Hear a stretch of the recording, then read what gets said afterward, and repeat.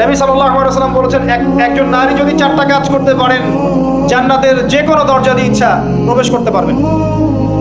1 number 5 ওয়াক্ত নামাজ, 2 number Ramzan মাসে সওম, 3 নাম্বার আপনার লজ্জাস্থানের হেফাজত অর্থাৎ খাস পর্দা, এবং 4 নাম্বার আপনার স্বামীর আনুগত্য। ফেমিনিস্ট আকীদার মেয়ে হলে আনুগত্যকে দাসত্ব মনে করে, স্বামীর আনুগত্যকে তার দাসত্ব মনে করে। স্বামী কে?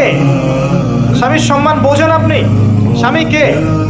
যার ব্যাপারে নবী সাল্লাল্লাহু আলাইহি ওয়াসাল্লাম বলেছেন, আমি যদি আল্লাহ ছাড়া অন্য কাউকে সিজদা করতে বলতাম, তাহলে মেয়েদেরকে বলতাম তারা যেন স্বামীদেরকে সিজদা করে। আপনাকে আমি কিভাবে বুঝাবো স্বামী কে, স্বামীর মর্যাদা কোথায়? এগুলো কি ইসলাম মেয়েদেরকে ডমিনেট করছে এগুলো দিয়ে? কেন? এই স্বামী আপনার জন্য সারাটা জীবন ক্ষয় করে ফেলে। একটা চোর পর্যন্ত, একটা চোর, একটা করাপ্টেড মানুষ, দুর্নীতিগ্রস্ত মানুষ, সে চুরি করে দুর্নীতি করে এনে বাচ্চাকে খাওয়ায়। একটা ধর্ষক পর্যন্ত ওর মেয়েকে আদর করে। পুরুষ মানুষ কি জিনিস কেমন করে বুঝবেন? সারাটা জীবন ক্ষয় করে ফেলায়।